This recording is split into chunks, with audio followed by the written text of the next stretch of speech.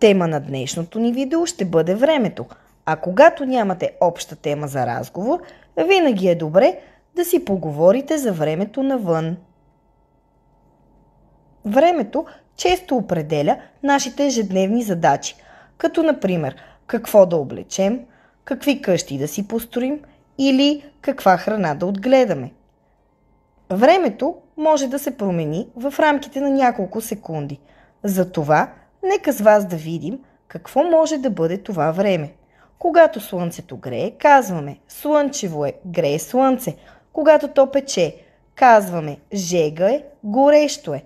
Когато има слънце, но и облаци, е полуясно.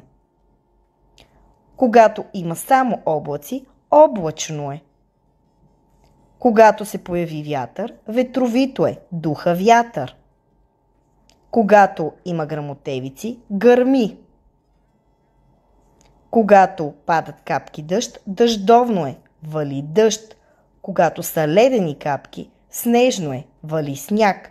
А когато са ледени купчета, ние казваме има градушка, вали град.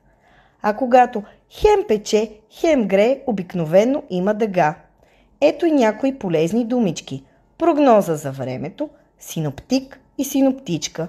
Ако ви е харесало, може да ни последвате.